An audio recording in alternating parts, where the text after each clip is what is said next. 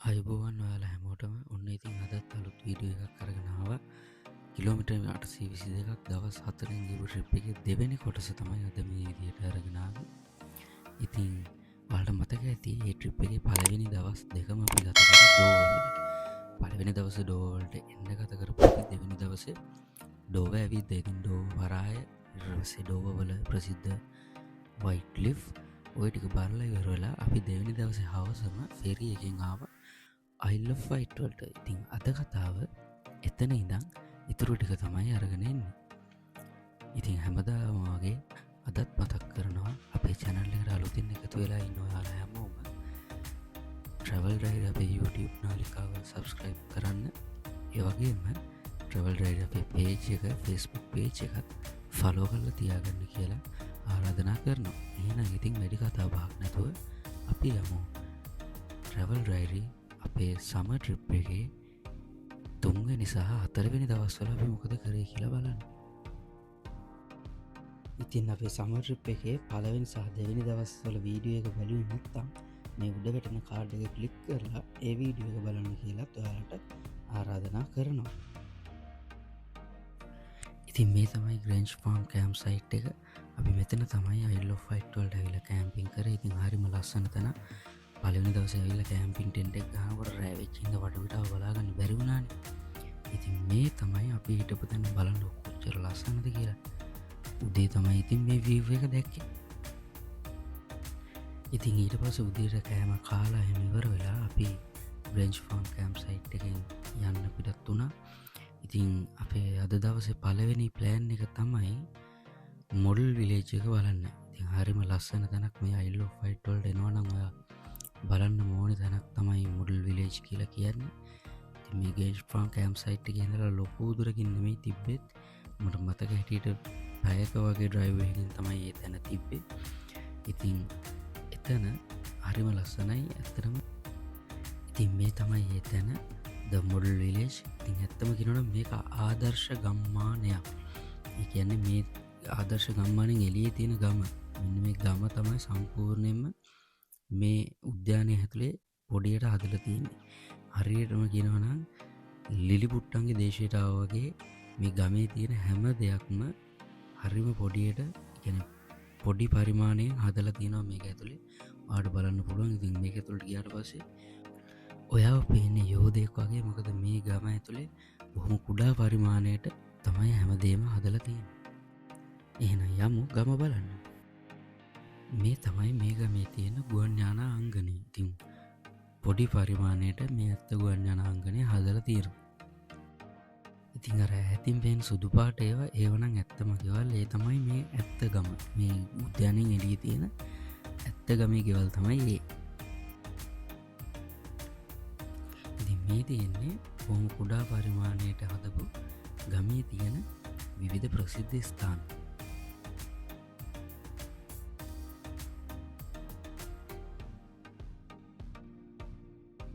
ඉතින් බලන්නකො හරිම ලස්සනට මෙතන හදලා තියෙන විදියනේ. ඔය තරම් මහන්සියක් වෙලා තිනවද මේ පොඩි ඉඩේ මුළු ගමක්ම මේ විදිය නිරූපණය කරන්න.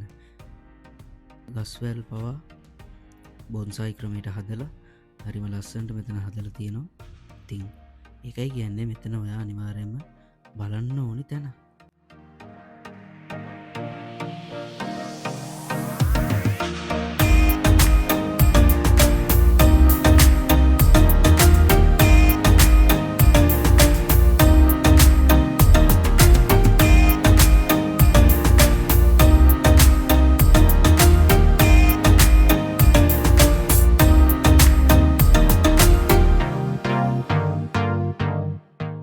ඉතින් මේ තමයි ගමේ තියෙන පල්ලිය.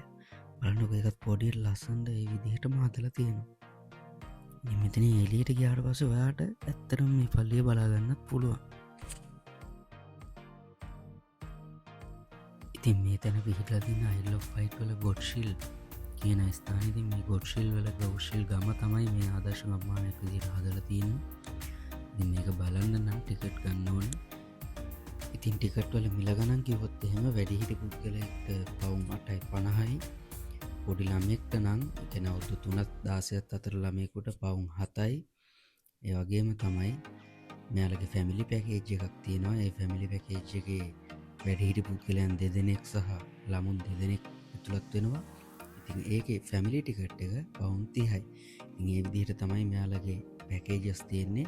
හැබැයි ඉතින් ඒ ගානට මේක බලන එක නම් පාඩුවක් නැහැ. මොකද මේ ගම බැලුවා කියලා කියන්නේ ඔයාට ආයි ගොඩ්ෂිල් වල ඇවිදින්න තැනක් නම් ඉතුරු වෙන්නේ නැහැ. මොකද ගොඩ්ෂිල් වල බලන්න ඕනි තැන් ටික සේරම මේ ගම ඇතුලේ කුඩා පරිමාණයට බොහොම ලස්සනට ඒ තියෙන තැන්වල තියෙන විදිහටම හදලා තියෙනවා. ඒ නිසා Isle of Wight වලට එන ඔයා ගොඩ්ෂිල් බලන්න ඉන්නවා නම් බලන්න ඕනිම තැනක් තමයි මේ මොඩල් විලේජ් එක.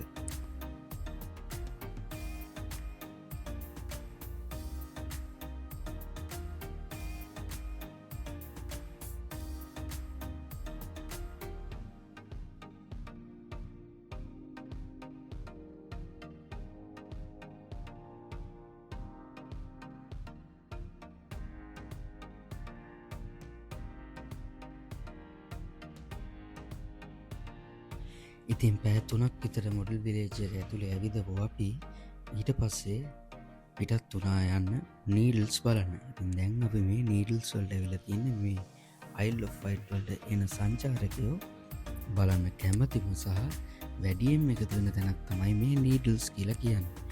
ඉතින් හරිම ලස්සන තැනක්. බලමු අපි එතෙන්ට ගිහිල්ලා මොකද්ද මේ කියලා.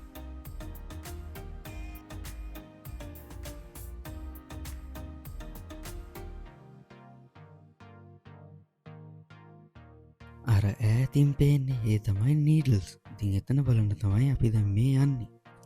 ඉතින් නීඩල්ස් බලන්න යන ඔයා අනිවාර්යයෙන්ම යන්න ඕනේ ගමනක් තමයි මේ චෙයා ලිෆ්ට් එකේ යන ගමන. ඉතින් ටිකක් ත්‍රාසජනකයි වගේම මේ කේබල් කාර් එක දිගේ ගියාම කෙලින්ම මේගොල්ලෝ බාන්නේ මුහුදු වෙරළට. ඉතින් හොඳ පල්ලමක් එක බහින්න තියෙන්නේ. බලන්නකෝ.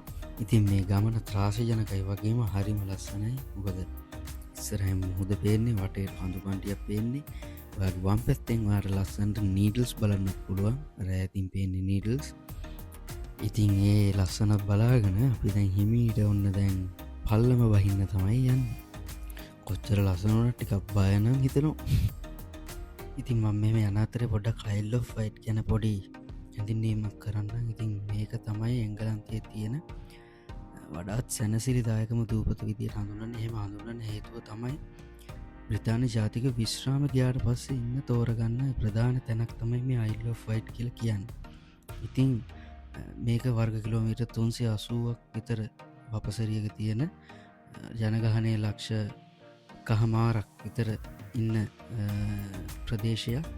ඉතින් මේක ඒ වගේම ජුරාසික් යුගයට අයිති ස්ථානයක්. මොකද එංගලන්තයෙන් හම්බෙලා තියෙන ගොඩක් ඩයිනෝසර් ඇටසැකිලි හම්බෙලා තියෙන්නේ මෙන්න මේ Isle of Wight කියන දූපතේ. ඉතින් ඒ වගේම තමයි බ්‍රිතාන්‍ය රජතුමාගේ කිම්හාන මාලිගාව පිහිටලා තියෙන්නේ මේ Isle of Wight දූපතේ. ඉතින් ඔය Isle of Wight දූපතට ගියොත් ඒක බලන්නත් අමතක කරන්න එපා. ඉතින් ඔන්න ඉතින් කතාවෙන් අපි පහලට බහිනවා. ඉතින් ඔන්න අපි පල්ලෙහාට ආවා. දැන් ඉතින් බෝට් එකේ නීඩල්ස් ළඟට යන්න තමයි යන්නේ. ඉතින් ඒ වගේම කියන්න ඕනේ මේ චෙයා ලිෆ්ට් එකේ යන්නත් ඔයා ටිකට් එකක් ගන්න ඕනි පහලට බහින්න. නැත්නම් වෙනම පාරක් තියෙනවා පහලට ඇවිදගෙන එන්න පුළුවන්. අපි අර උඩින් එද්දි දැක්කේ පාර. ඉතින් මේ චෙයා ලිෆ්ට් එකේ පහලට එන්න වැඩිහිටි පුද්ගලයෙකුගෙන් පවුන් 6ක් අය කරනවා. ඒ වුණාට පවුන් 6ට පාඩු නෑ. මොකද හරිම ලස්සන වටපිටාවක් බලාගෙන තමයි පහලට බහින්න තියෙන්නේ. ඒක වෙනස්ම අත්දැකීමක් මේ චෙයා ලිෆ්ට් එකේ පහලට බහින එක. ඉතින් මේ බෝට් ට්‍රිප් එකේදී ඔයාව විනාඩි 20ක් මෙයාලා මුහුදේ නීඩල්ස් වටේ කරන් යනවා. නීඩල්ස් වටේ සහ ළඟ තියෙන ලයිට් හවුස් එක වටේ. ඉතින් වැඩිහිටි පුද්ගලයෙකුට පවුන් 9යි. ළමෙක්ට පවුන් 6ක් මෙයාලා මේ ට්‍රිප් එකට අය කරනවා. ඉතින් ඒ ගානට නම් පාඩු නෑ මේ ට්‍රිප් එක. ඉතින් ඔයා නීඩල්ස් බලන්න යනවා නම් මේක තමයි හොඳම ගමන යන්න.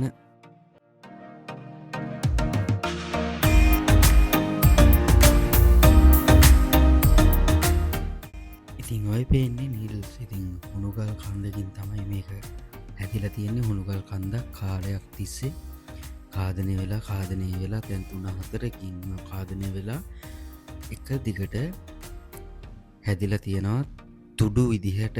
ඉතින් ඒ හින්දා තමයි මේවට නීඩල්ස් කියලා කියන්නේ. ඉතින් ඕක බලන්න තමයි සංචාරකයෝ ගොඩ දෙනෙක් එන්නේ. ඉතින් හරිම ලස්සනයි. මට හිතෙන්නේ මේ ඇහැට පේන දර්ශනය නම් කැමරාවට සම්පූර්ණයෙන් හසු කරගන්න බෑ. නමුත් මෙතන හරිම ලස්සනයි. ඉතින් මේ බෝට් එක ඊළඟට මේවා ළඟටම ගන්නවා. ඉතින් ඔය පේන ලයිට් හවුස් එක 1859 දී තමයි හදලා තියෙන්නේ. ඉතින් මේක 1994 ඉඳලා ස්වයංක්‍රීයව ක්‍රියාත්මක වෙන ලයිට් හවුස් එකක්. මොකද මෙතන ඉඳලා මේ තියෙන හුණුගල් පරය මේ මුහුද යටින් ගොඩක් ඈතට යනවා. මේකේ අන්තිම කෙළවර වෙන්නේ ඩර්ඩල්ඩෝ ලුල්ලත් කර්ව්. අන්න ඒ හරියෙන් තමයි මේ තියෙන හුණුගල් පරේ මුහුද යටින් ගිහිල්ලා කෙළවර වෙනවා කියලා සඳහන් වෙන්නේ. ඉතින් මේ හරියදි තමයි මේ උඩට මතුවෙලා පේන්නේ මේ හුණුගල් පරය. ඉතින් එහෙම නැත්නම් මේක මුහුද යටින් ඒ කියන විදිහට භයානක විදිහට ගොඩක් දුර යනවා. ඉතින් ඒ හින්දා තමයි මෙතන ලයිට් හවුස් එකක් අත්‍යවශ්‍යයි කියලා හිතලා තමයි මෙතන 1959 දී මේ ලයිට් හවුස් එක ඉදි කරලා තියෙන්නේ.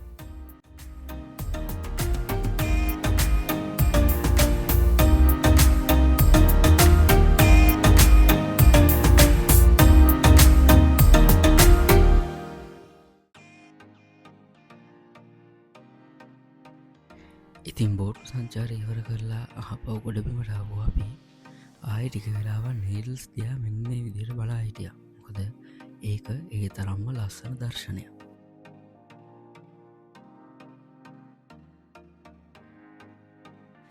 ඊට පස්සේ ඉතින් පොඩි බඩගින්න කාපු හින්දා මේ දවල් නූඩල්ස් එක කන්න තමයි හදන්නේ. ඉතින් මෙතන තියාගෙනම නූඩල්ස් එක හදලා මෙන්න මේ විදිහට දැන් අපි දවල් කෑම ගන්න තමයි යන්නේ නීඩල්ස් වලදී. ඉතින් කල්යාණි හදපු නූඩල්ස් එකත් කාලා අපි ඒ වටේ කෝස්ටල් පාත් එකේ පොඩ්ඩක් ඇවිද්දා. ඉතින් අපිට ආයේ තවත් හොඳට ලස්සනට නීඩල්ස් පේන තැනක් හම්බුණා. ඉතින් බලන්නකො මෙතන ඉර බැහැගෙන යන දැන් හවස් වෙලා තියෙන හොඳටම මෙතෙන්ට හොඳට නීඩල්ස් පේනවා. ටිකක් උඩට විදින්න ඕනි පිට පොතන ඉඳලා. හැබැයි මෙතනට ලස්සනට පේනවා බලන්නකො.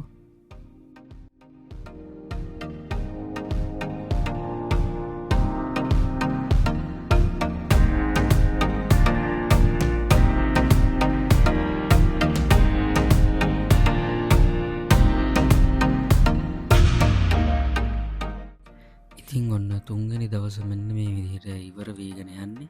ඉතින් නීඩල්ස් බලලා ඉවර වෙලා අපි Isle of Wight වලට සමුදුන්නා.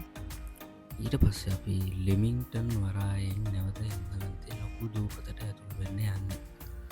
ඉතින් ඊට පස්සේ අපි තුන්වෙනි දවසේ අපි නවතින්න තෝරගෙන තිබ්බේ ඩර්ඩල්ඩෝ කිට්ටුව තිබිච්ච YHA එකක්. YHA හොස්ටල් එකේ නැවතිලා ඊට පස්සේ අපි හතරවෙනි දවස ගත කරන්න බලාපොරොත්තු වෙනවා ලුල්ලත් කර්ව් එකවට සහ ඩර්ඩල්ඩෝ අවුවට. පස්සේ හතරවෙනි දවස එක ගත කරලා ආයෙ ගෙදර එන්න තමයි ප්ලෑන් එක. එහෙනම් අපි එහෙනම් බායි කියනවා Isle of Wight වලට. ඔන්න ඉතින් ලිමින්ටන් වරායට ආව. විනාඩි 45ක ෆෙරි ගමනක් මේකටත් ගියා. Isle of Wight වලට යන්න ගියපු ගමන වගේම ගමනක් ගියා. හැබැයි අපි ගියපු වරායෙන් නෙමෙයි ආවේ. අපි ගියේ පෝස්මවුත් වලින්. දැන් අපි මේ ඇවිල්ලා ඉන්නේ ලිමින්ටන් වරායට. ඉතින් මෙතන ඉඳලා අපි යනවා අපේ අද දවසේ නවාතැන්පල YHA ඩර්ඩල්ඩෝ වලට. ඉතින් තුන්වෙනි දවසේ රෑ YHA එකේ ගත කරපු අපි හතරවෙනි දවසේ උදේම ලුල්ලොත් කර්ව් යන්න පිටත් වුණා. ඒ යන අතරමඟදී මෙන්න අපිට තවත් ලස්සන තැනක් හම්බුණා. මේ තමයි සීටන් ට්‍රෑම්වේ. සීටන් කියන ගමේ තියෙන මේ ලස්සන තැන කියන්නේ පරණ ට්‍රෑම් තමයි තියෙන්නේ. කියන්නේ ට්‍රෑම් ආපු කාලේ තියෙන ට්‍රෑම් තමයි මේකේ පාවිච්චි වෙන්නේ. ඉතින් මේ ට්‍රෑම් තාමත් පාවිච්චි වෙනවා. ඉතින් මේ ට්‍රෑම් එකේ ඔයාලට ගමනක් යන්න පුළුවන්. බලන්නකො ලස්සන. ඉතින් අපි ඒක යන්න තමයි දැන් මේ ලෑස්ති වෙන්නේ.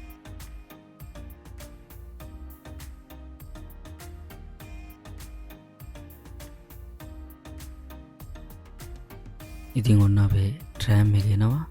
ඉතින් අපි මේ ට්‍රෑම් එකට නැගලා අපේ ගමන යන්න තමයි යන්නේ සීටන් ට්‍රෑම් එකේත් රවුමක් දාන්න.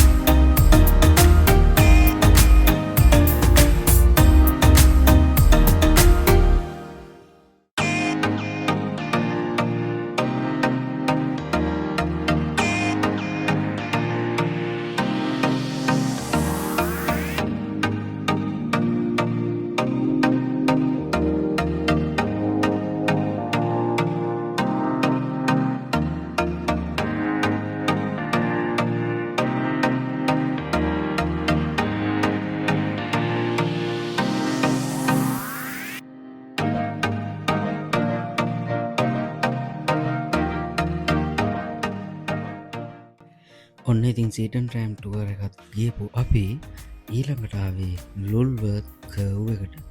ඉතින් මේ විදින්නේ ලොල්වොත් කව්කට යන පාරේ ඉතින් හරි මලස්සනයි මෙතනත් මෙතනම් පොඩ්ඩක් ඇහැපැත්තෙන් තමයි ඩඩල් ඩෝ එක තියෙන. ඉතින් මෙතෙන්ටෙනවාට එතැන් දෙකම බලන්න පුළුවන්. ඉතින් මේ ලොල්ලුවත් කව ගැන කියනවනම් මේක තදිග ඉතිහාසයක් තියෙන තැනම්. මොකද ජුරාසික් යුගේ ඩයිනෝසෝස්ලා හිටපු ජුරාසික් යුගේ ඉඳලා හැදිච්ච තැනක් තමයි මේ ලොල්ලුවත් කව කියල කියන්නේ. එතකොට මේ තැන බලන්න එන්න සංචාරක විතරක් නෙමෙයි එංගලන්තේ ජුරාසික් අවධිය ගැන පර්යේෂණ කරන ජුරාසික් අවධිය ගැන හොයන ඒ හැමෝමත් බොහොම වැදගත්කමක් ඇතිව එන්න තැනක් තමයි මේ ලුල්ලොත් කව් ඩඩල්ටෝ කියල කියන මේ ඒරියයක සම්පූර්ණයම. ඉතින් මෙතන අපි නං මෙතැන්ට එන්නේ බොහොම සාමකාමි පරිසරයක් මෙතන තියෙන්නේ. ඉතින් නිස්කලංක වෙරලක් තියෙනවා නිස්කලංක මුහුදක් තියෙනවා හරි වලස්සන. ඉති ඒක බල්ල යන්න තමයි මෙතෙන්ට එන්නේ. අපි විතරක් නෙමේ මෙතෙන්ට සාමාන්‍ය අවුරුද්ධකට ලක්ෂ 5ක විතර සංචාරක ප්‍රමාණයක් එනවා කියලා කියනවා. තුර මේක යුනෙස්කෝ ලෝක උරුම මධ්‍යස්ථානය ලෝක උරුමයක් විදිහටත් නම් කළ තියෙන තැනක් තමයි මේ ලොල්ලොත් කව් කියලා කියන්න.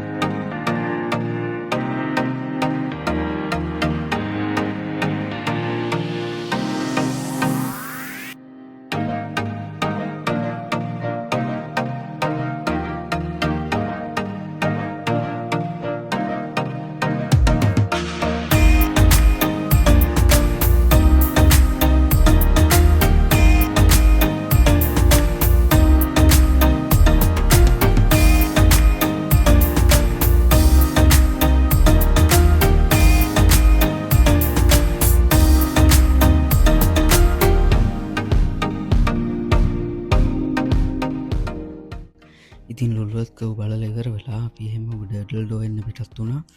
ඉතින් එතන ඉඳලා දිගටම පයින් එන්නත් පුළුවන් මුහුද අයිනෙන් අඩිපාරක් වගේ තියෙනවා එන්න.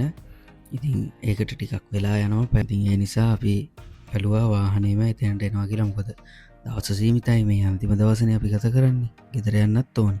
ඉතින් ඒ නිසා ඔන්න විදිහට ඩඩල් ඩෝවලට අපි ආවා ලොල්ුවත්කව වල ඉඳලා.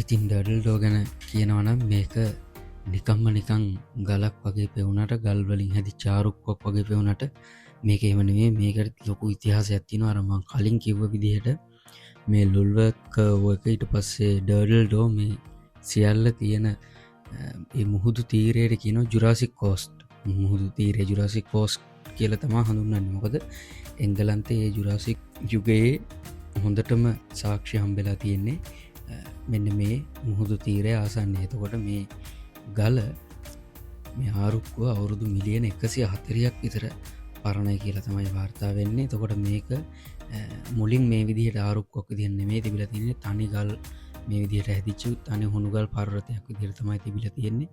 නමුත් අවුරුදු මිලියන 140ක් විතර තිස්සේ මේක මේ තියෙන මුහුදු රළ ඊට පස්සේ හුළඟ කාලගුණය වෙනස් වීම මේ කියන සියලු සාධකත් එක්ක මේ ගලේ තියෙන පුංචි සියුම් ස්ථාන දිය වෙලා යන්න පටන් අරගෙන තියෙනවා. ඊට පස්සේ තමයි මෙතන මේ මැදින් සිදුරක් හැදිලා ආරුක්කුවක් වගේ මේ පර්වතය නිර්මාණය වෙන්නේ කාලයත් එක්ක. ඉතින් ඔන්න ඔයගේ හැදිච්ච තැන තව කොච්චර කාලයක් පවතීද කියලා කියන්න බෑ. මොකද අඩි 200ක් විතර උස්සට දැන් මේ වෙද්දි මේ සම්පූර්ණ පර්වතය හැදිලා තියෙනවා. ඉතින් කාලයත් එක තවදුරටත් මේක කාදනය වෙමින් යනවා. ඉතින් ඉස්සරහට මේ පර්වතය මේ හැඩය නැතිවෙයි කියලා තමයි විශේෂක්්‍ය මත පලවෙන්නේ. ඉතින් ඒ වගේම තමයි මෙතන මේ ආරුක්කුවට යටින් මුහුද හරිම ගැඹුරුයි කියලා තමයි කියන්නේ. මොකද මේ මෑත කාලයේත් මේ අඩි 200ක් විතර උස ආරුක්කුව මුදුනේ ඉඳලා මුහුදට පැනපු තරුණ ජීවිත කිහිපයක්ම නැති වෙලා තියෙනවා මෙතන. ඔයා මෙතෙන්ට බලන්න යනවා නම් අනිවාර්යයෙන්ම ආරක්ෂාව සහිතව ලස්සන බලලා එන්න කියලා විතර වලට මතක් කරනවා. ඉතින් ඔන්න ඔය විදිහට තමයි අපේ දවස් 4 ට්‍රිප් එක අපි ගත කරේ. කිලෝමීටර් 822ක් ගියපු ට්‍රිප් එක. ඉතින් මේ විදිහට ටර්ටල් ඩෝත් බලලා හවස් වේගෙන එනවා. ඔයාලට පේනවා පැත්තකින් ඉරත් බහගෙන එනවා. අපි ආයි නොටින් හැම්බලා අපේ ගෙදරට එන්න පිටත් වුණා. ඉතින් ඒකත් තවත් පැය ගණනාවක ගමන. ඉතින් එහෙමනම් ආයෙත් දවසක අලුත් වීඩියෝ එකකින් හම්බ වෙනකම් ඔයාලා හැමෝටම ජය වේවා. මතක ඇතුව ට්‍රැවල් රේඩියෝ අපේ YouTube නාලිකාව සබ්ස්ක්‍රයිබ් කරලා තියාගන්න. එහෙනම් ජය වේවා.